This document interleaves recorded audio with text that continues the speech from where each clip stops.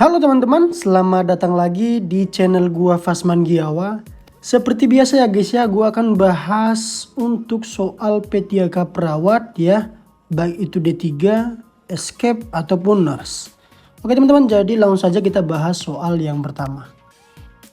Seorang wanita berusia 25 tahun dirawat di ruang bangsal bedah karena jatuh ke jurang. Pasien mengalami penurunan kesadaran dan akan dilakukan pemeriksaan kesadaran. Membuka mata dengan dicubit, mengerang, dan menjauhi sumber nyeri yang dilakukan perawat. Berapa nilai GCS pada pasien tersebut? A. 6, B. 7, C. 8, D. 9, dan E. 10. Nah, jadi jawaban yang paling tepat untuk nilai GCS pada pasien tersebut ada berapa nih guys ya? Ada berapa nilai GCS-nya guys? Oke, mari kita bahas ya. Langsung saja kita masuk ke pemeriksaan. Pemeriksaan kesadaran membuka mata dengan dicubit atau diberi rangsangan nyeri, berarti 2. Kemudian mengerang.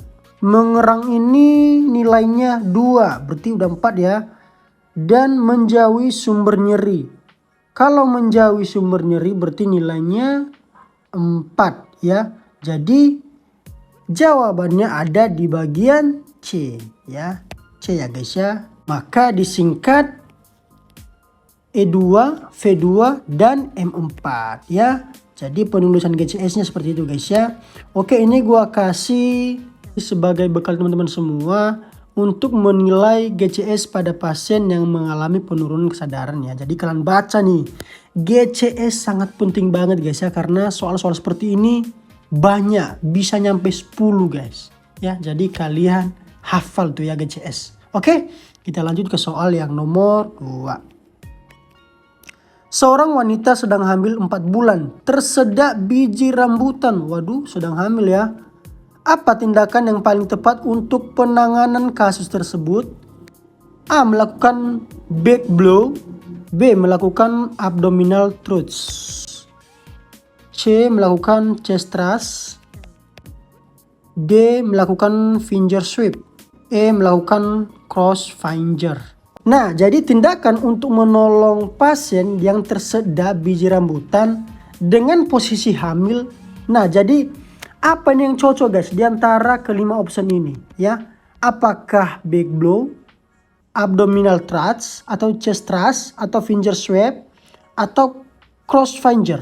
Nah, jadi jawaban yang paling tepat ya untuk menolong pasien yang tersedak biji rambutan dengan posisi hamil yaitu lebih cocok ke chest thrust, yaitu dengan memukul atau melakukan hentakan pada dada guys. Nah, sedangkan kalau untuk back blow, ya back blow ini dilakukan pada anak-anak biasanya guys ya, dengan cara memukul bagian punggung.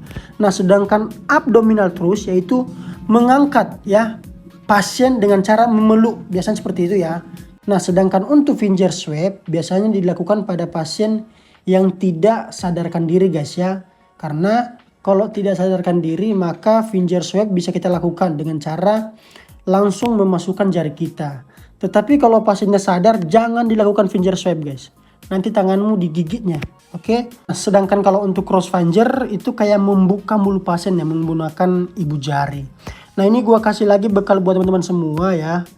Kalian baca nih guys. Oke? Nah, sekarang kita lanjut ke soal yang nomor 3. Perawat hendak membuang jarum spuit yang sudah dipakai. Manakah jarum suntik dan pecahan ampul dibuang perawat tersebut? Nah, kemanakah jarum suntik dan pecahan ampul dibuang perawat? Nah, di rumah sakit ya, kita udah tahu ini guys ya. Jadi jawabannya langsung kita tahu ini pasti ya. A. Sampah infeksius kuning. B. Sampah warna ungu. C. Sampah warna coklat. D. Sampah hitam. E. Sampah safety box. Nah, jadi kalau untuk jarum dan suntik yang benda tajam itu pasti ke safety box guys. Jadi jawabannya adalah E. Sedangkan untuk sampah infeksius kuning biasanya itu kayak kasa, handscoon, masker, seperti itu dia ya. Kalau warna ungu di rumah sakit nggak ada ya. Kemudian warna coklat juga nggak ada. Sampah hitam, kalau untuk sampah hitam ini biasanya tempat makanan ya. misalnya karton, terus sampah-sampah lantai, nah itu di situ masuk. Kalau untuk safety box ya itu untuk pecahan ampul, untuk speed seperti itu ya guys. Oke, jadi mudah banget guys ya, ini bisa kalian baca. Kita lanjut ke soal yang nomor 4. Perawat mempersiapkan perawatan klien yang sedang sekarat dan beberapa anggota keluarga berada di samping tempat tidur klien. Dan beberapa anggota keluarga berada di samping tempat tidur klien. Oke. Yang manakah teknik terapeutik yang seharusnya digunakan saat berkomunikasi dengan keluarga? A. Menghalangi keluarga untuk mengenang. B. Mengambil keputusan untuk keluarga. C. Mendorong keluarga untuk mengungkapkan perasaan keingintahuan dan ketakutannya. D. Menjelaskan semua yang terjadi kepada semua anggota keluarga. Dan E. Tidak menyentuh dan memeluk klien juga anggota keluarga. Nah jadi dari kasus seorang perawat mempersiapkan perawatan klien yang sedang sekarat dan beberapa anggota keluarga berada di samping tempat tidur klien. Nah jadi posisinya nih guys ya, pasien ini istilahnya kayak meninggal gitu guys ya. Jadi dan ditemani beberapa anggota keluarga. Nah jadi teknik terapeutik yang harus digunakan saat berkomunikasi oleh perawat kepada keluarga yaitu dengan cara kita dorong keluarganya guys ya untuk mengungkapkan perasaan keingintahuan dan ketakutannya.